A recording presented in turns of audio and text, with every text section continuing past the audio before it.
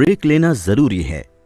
माया Angelo कहती हैं, यहां हर किसी की जिंदगी में एक ऐसा दिन होना चाहिए जब उसके पास ना तो कोई समस्या हो और न ही उसे समाधान ढूंढने की जरूरत पड़े।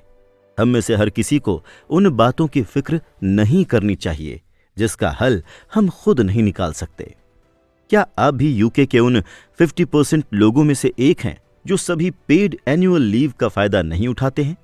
सन 2014 में हैरिश पूल के आंकड़े बताते हैं कि ब्रिटेन के 45% लोग छुट्टियों के दिन भी ऑफिस का काम करते हैं।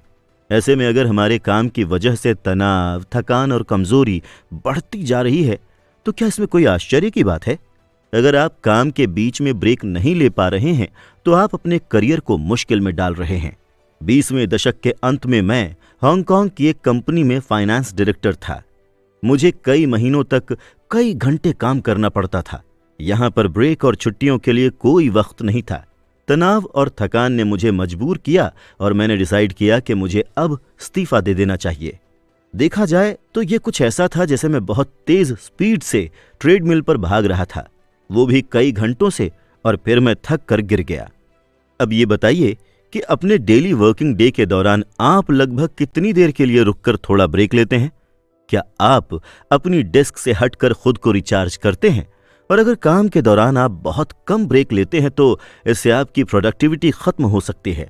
स्टीफन कोवे, जो कि एक बिजनेस ऑथर हैं, वो बताते हैं कि जब आप एक पेड़ को नीचे गिराने के बारे में सोचते हैं तो आपको सबसे पहले अपने हथियार की धार को तेज करना होगा। इसी तरह से लगातार काम पर लगे रहने से आप थक जाएंगे और आपकी काबिलियत खत्म हो जाएगी। यहां तक कि जब मैं ये किताब लिख रहा हूं तब भी मुझे अच्छी तरह से पता है कि बिना आराम किए लगातार इसी तरह काम करते रहने से मेरी प्रोडक्टिविटी कैसे घट जाएगी। जब भी मुझे लगता है कि मेरा कंसंट्रेशन गायब हो रहा है तो मैं जल्दी से ब्रेक ले लेता हूं ताकि मैं दोबारा बहुत सारी एनर्जी के साथ वापस अपने काम पर लौट सकूं। लंबी छुट्टियां लेने से आप दोबारा से अपने काम पर बहुत अच्छी तरह से फोकस कर पाते हैं। इससे आपको ये समझने में मदद मिलती है कि आप अपने टाइम के साथ क्या करना चाहते हैं।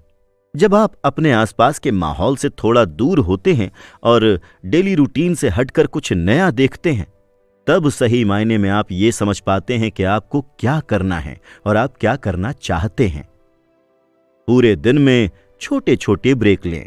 आपको करना क्या है? हर 25 मिनट में 5 मिनट का ब्रेक लें। हर 2 घंटे में 1 घंटे का लंबा ब्रेक लें।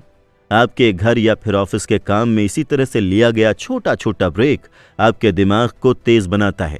आप इन चीजों को लेकर ज्यादा जागरूक बनते हैं और आपकी फोकस करने की पावर भी इससे बढ़ती है। इसे पोमोडोरो टेक्निक कहा जाता है। ये एक टाइम मैनेजमेंट टूल है जिसे फ्रांसिस्को सिरिलो ने बनाया है, जो एक इटालियन है।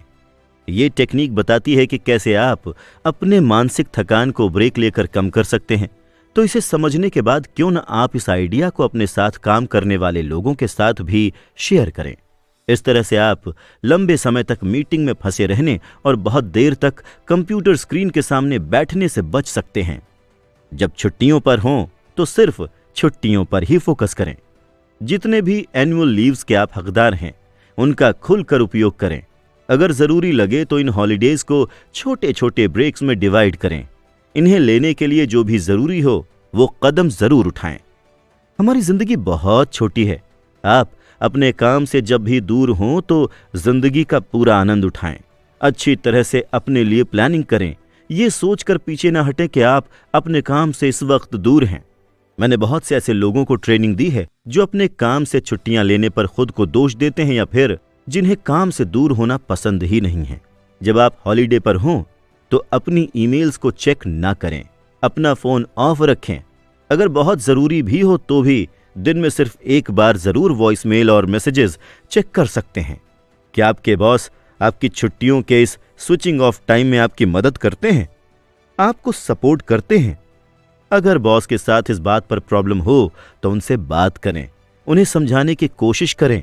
अपनी जिंदगी के नियम खुद बनाने का साहस रखें।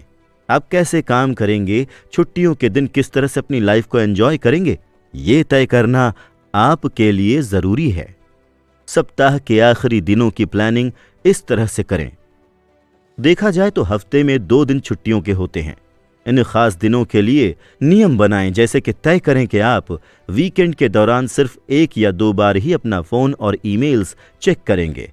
और अगर आप ऐसा नहीं करते हैं तो फिर आप वर्किंग डे पर एक नए सिरे से पूरी एनर्जी के साथ काम पर लौटने की उम्मीद भी कैसे कर सकते हैं।